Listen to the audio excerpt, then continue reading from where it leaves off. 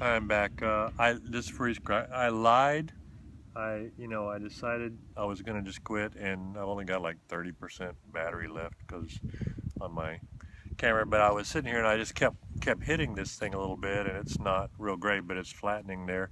And so then I decided, try and do some on the other side. Well, I had this problem area right here where it was real tall and real thick, and I didn't really want to lose a bunch of width and stuff, so I turned this edge down and tried to undercut it, but I had a big concavity there. I knew it probably wouldn't work, and it didn't. And you can see right in here where it just kind of stepped out and died right there.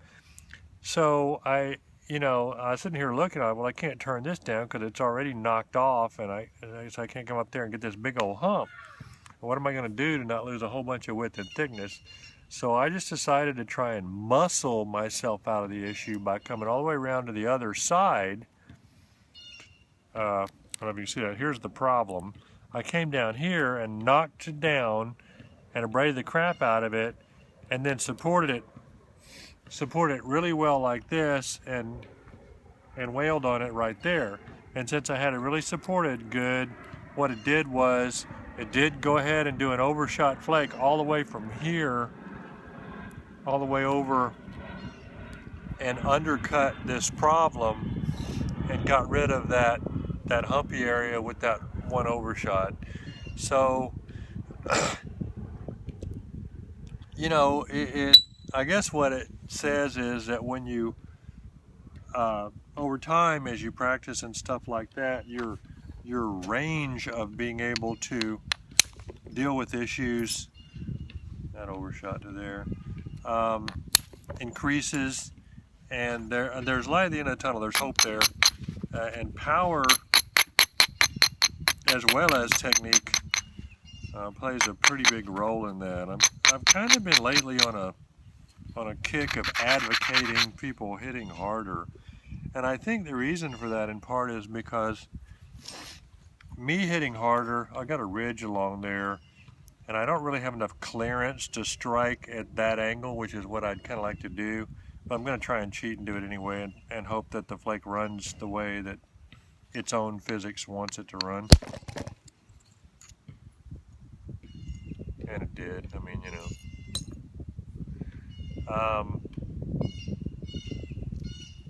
I've kind of been an advocate of power lately, from the thinking that I know it's going to make people, if they listen to me and start doing it, I know it's going to make people ruin some rock in the process. But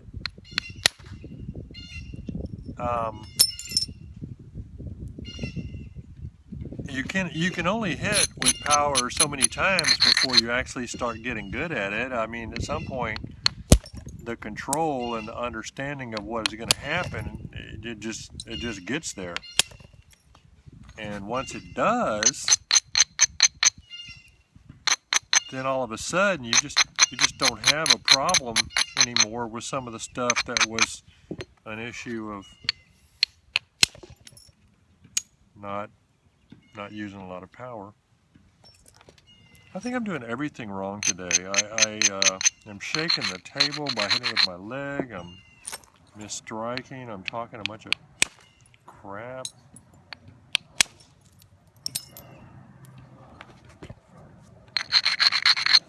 Some days are like that.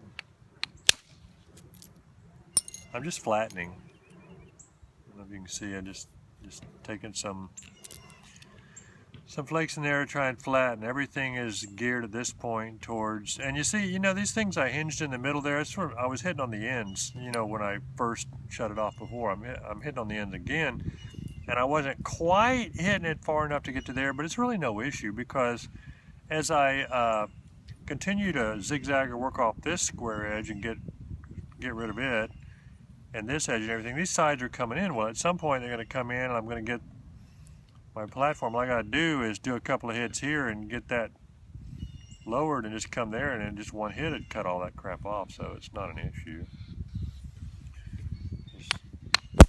What is that from the Wizard of Oz? All in good time, my little pretty. All in good time, or something like that. God, I can't believe I did that. You know what? I mean, y'all are there. I'm here. There's the hinges. Oh, that's so dangerous though. See, I was thinking I just kind of turned that with a square edge. I was going to hit it, but with this square edge still there, hitting on that is just like really asking for trouble. But I've already embarrassed myself a couple of times in the past couple of days with something I hit, so it wouldn't be out of character for me to do it. What the hell? Okay, support.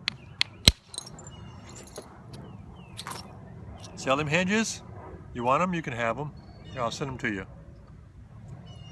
The hinges are gone, and you know, all of a sudden the thickness there is gone too, and it's a lot flatter than it was. And it may look ugly to you, but it's really pretty easy to deal with when it's like it is right at the moment. So anyway, what time is it? Oh, it's only 5 minutes, so it's like, I don't know. I may have to not leave these things on YouTube long term, because I can only take so much. See, that was really dumb, and that's, you know, what happens when I can't talk and work at the same time. Number one, I'm using a huge billet for what was a thin edge. It was really almost above the edge, and I'm just doing all kinds of weird crap that I do sometimes. I'm coming back over here, trying to get rid of square edges and just have edges.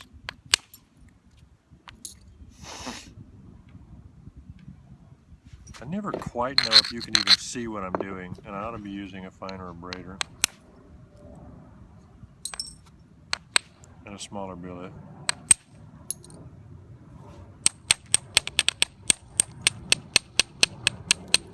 I'm hitting gently on this end, it's not a problem. I am stepping down a billet size though. That billet's just huge for this purpose. Trying to come kind of back at that little hinge I did. When you turn it down, you know, when you're hitting above the edge here, when you turn it down, you're no longer hitting above the edge. And it makes a steep little flake, but since I had a square edge, a steep little flake is an improvement over a totally square edge. And since I have enough width left, that kind of incrementalism doesn't cause me a problem.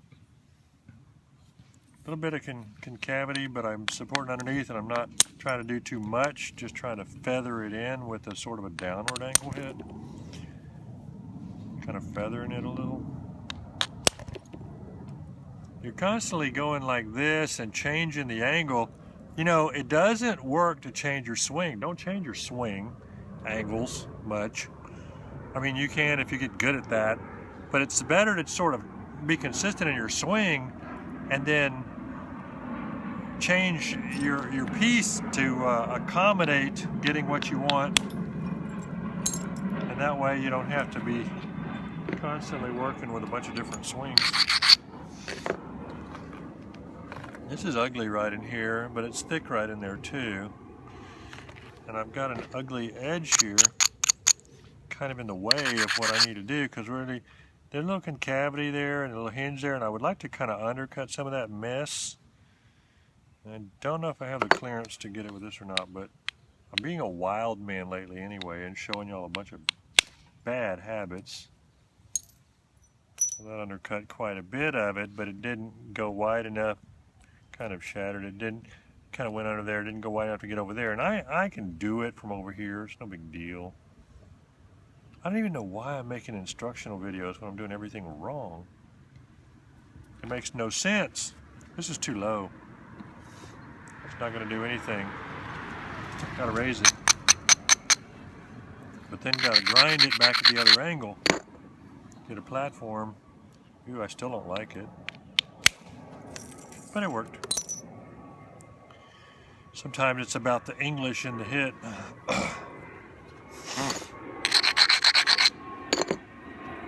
There's a little hinge there, and there's a bad platform there.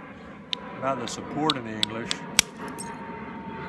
I kind of hit at that angle. Cleaned it off. Now I'm going to tilt it down. Looks like there's a little crack in there.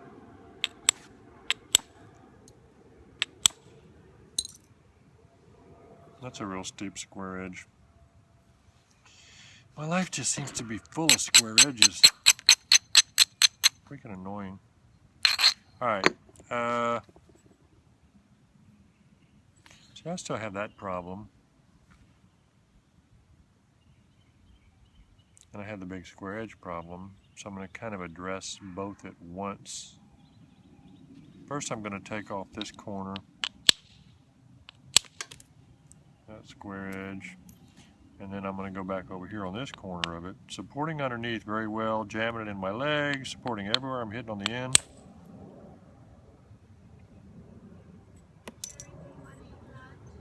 Okay. I have lunch. My lunch is ready. But y'all know me well, and so you assume that even though my lunch is sitting there, that this little bump and step and everything and showing you how to deal with the problems of flint knapping is more important than eating.